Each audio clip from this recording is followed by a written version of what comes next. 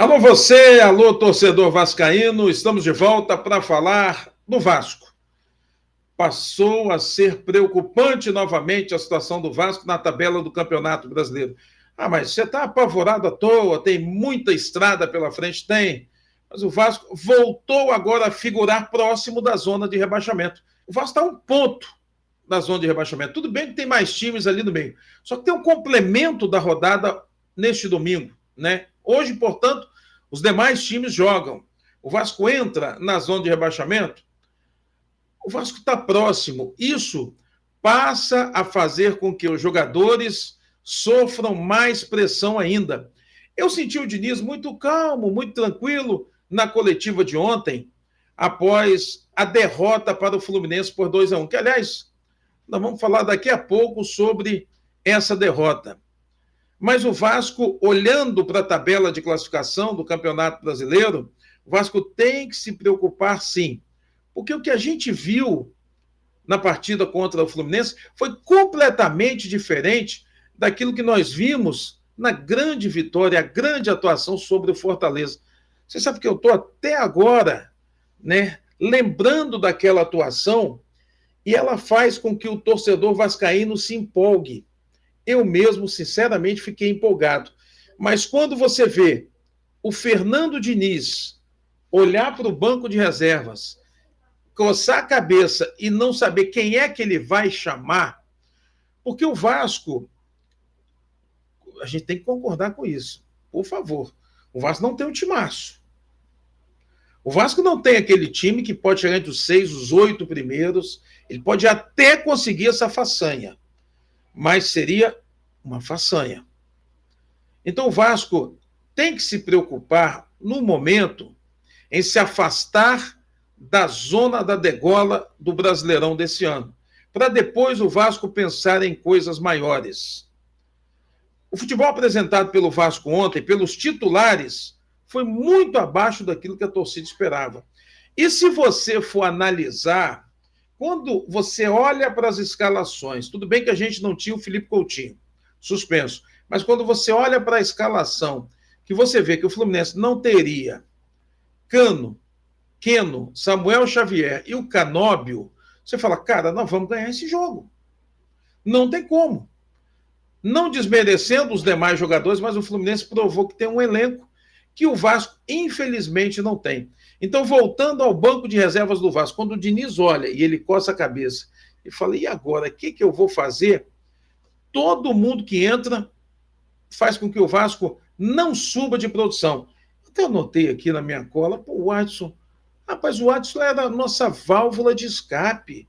Hoje o Adson entra, não soma em nada, infelizmente. Essa é a mais pura verdade. O Vasco precisa de reforços, sim, nessa janela de transferência. Aliás, eu acho que essa parada do Mundial de Clubes vai ser muito boa para os clubes se reorganizarem dentro de campo, treinar bastante. Agora, eu penso que um dos clubes, se não que mais vai se beneficiar com isso é o Vasco. Porque o Diniz vai ter esse mês todo para trabalhar os jogadores do Vasco da maneira como ele quer. Me chamou a atenção no jogo de ontem, mas o Vasco perdeu com um canudo de fora da área que o Guga meteu no ângulo. Tá, mas tem que reduzir o espaço, não pode deixar o cara chutar de fora. E outra, o início dessa jogada deixa a gente insatisfeito. Do lado esquerdo, o Arias, com 3 jogadores do Vasco na marcação, o cara achou espaço para cruzar. Tudo começou por ali. Ele acha espaço para cruzar, a bola passa na área, passeia, vai para o outro lado. Então, assim, quando a gente tem que elogiar, elogia. Agora, quando tem que criticar, tem que falar. O setor defensivo do Vasco dorme. E aí estoura tudo no Léo Jardim. E quando tem a culpa dele, a gente também fala. Mas no meu modo de entender, até durante o segundo gol, o gol do Guga, eu falei, pô, não pode tomar um gol daí. Aí revendo o lance, revendo de novo. Vamos isentar o Léo Jardim, inclusive desse segundo gol. Mas eu acho que o Diniz precisa urgente eu não sei, fortalecer o setor defensivo. Quando eu falo de setor defensivo, são laterais, os 2 zagueiros e os 2 volantes. E vamos combinar. O Matheus, o Cocão, pô, cara, tem a chance de começar como titular de novo. Não coloca a faca entre os dentes, não tem sangue nos olhos. O que o torcedor do Vasco espera é isso: sangue nos olhos, vontade de vencer. Pô, tu tava ganhando o jogo de 1-0, cara. Como é que vocês dão esse mole pro Fluminense virar o jogo? E outra, 42 minutos do primeiro tempo e depois 43 minutos do segundo tempo. Tá o Vasco tomando gol nos minutos finais. De novo. Pô, parece que os jogadores já não passaram por isso. Então, assim, o Diniz vai ter muito trabalho, porque ele não vai conseguir usar só os 11 titulares. Ele vai olhar para o banco, vai se assustar de novo. O que eu vou fazer? Como ele fez nesse jogo contra o Fluminense. E aí ele mexe, o time não anda. Sabe por quê? Falta qualidade. Ou seja, o Vasco não tem um timaço. Tem um time. Mas o Vasco não tem um elenco bom. Não tem um bom elenco. O elenco do Vasco, quando a gente fala de elenco do Vasco, é que você conta com 18, 20 jogadores e a gente sabe que precisa disso. É fraco. Essa é a mais pura realidade. Pô, quando venceu o Fortaleza, você... É claro, pô. Tu vai e elogia, tem que elogiar. Como é que você vai falar mal? Te meteu 3-0, todo mundo jogando muita bola. Nós temos que falar a verdade. Agora, quando vai e perde um jogo que seria importante, um clássico para dar moral para o Vasco, e teve chances de ganhar. O Ryan chegou na cara do gol, foi gol perdido aquilo. Foi gol perdido, ele chega bruto, ele é forte, mas chega na cara do gol, cava, ou dá um biquinho, pô, passa, eu não sei, cara. Mas o que não pode é dar em cima do goleiro. Mas o goleiro também tem. Mas, pô, nos pés de um artilheiro nato, aquilo ali é saco, é gol. Depois ele deu uma pancada de fora da área, faltou felicidade para o Ryan, faltou sorte para a torcida do Vasco naquele lance também. Essa é a verdade. Aí depois o cara do Fluminense dá o chute e é gol. Pô, aí é brincadeira. E o chute do Ryan foi muito mais forte, mais bonito, fez a trave para lançar. Não entrou. É aquele negócio, né? Se o Vasco comprar um circo, o anão cresce. Tá difícil. Tá difícil. Não adianta também ganhar um jogo, perde o seguinte, empata o outro, perde de novo, depois ganha. Fica complicado. O Campeonato Brasileiro não aceita que isso aconteça. Então, gente, os jogadores têm que ter a consciência de que lutem agora. Lutem agora. Para não terem obrigação depois de escapar lá de baixo. Eu acho que tem muito time fraco no Brasileirão, mas eu acho que o Vasco dá muito mole. Não jogou em casa, não jogou diante da torcida. Era a maioria esmagadora. Então o Vasco precisa aproveitar todas essas situações quando jogar no Maracanã ou em São Januário. Aliás, por falar jogar em São Januário, terça-feira tem mais, né? Será que tem mais sofrimento ou será que tem alegria para a torcida do Vasco? É Vasco e Melgar. Pô, vamos ganhar. Antes do jogo, o torcedor se mostra empolgado. O comentarista, o repórter, o narrador que vos fala, né? Se mostra empolgadíssimo. E aí o jogo começa e você começa a ver os erros. Aí você fala, cara, pô, o que esse time treinou?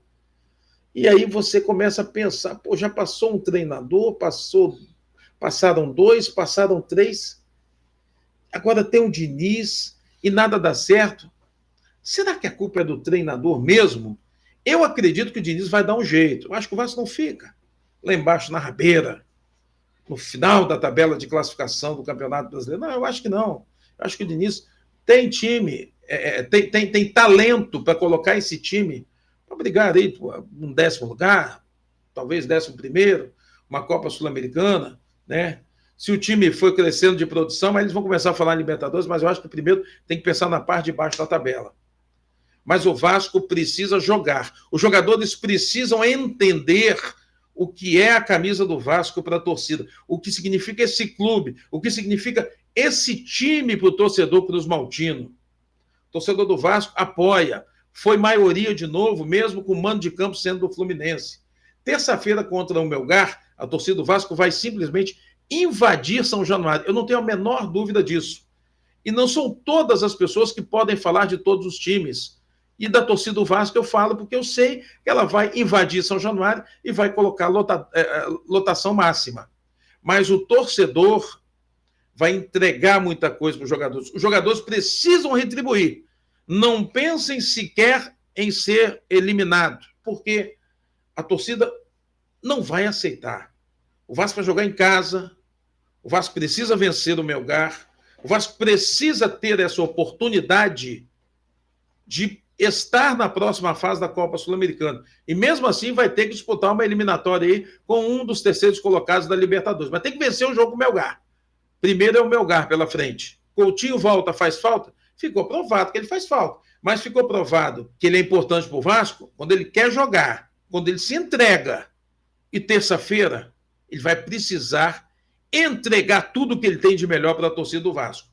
Senão não vai dar certo. A gente viu que vou olhar na cola aqui, esse meio-campo, Hugo Moura, Matheus Carvalho, Cocão, com esse meio-campo aí e mais o Tietê, o Tietê virou um homem de criação. Tá errado. Tem que ter um cara ali no meio. E o Nuno não entregou aquilo que a torcida esperava. Porque se o Nuno entrega, o Vasco talvez poderia ter saído com a vitória. Mas vamos aguardar. Confiança sempre é o que mais tem o torcedor vascaíno. A gente tem confiança de sobra.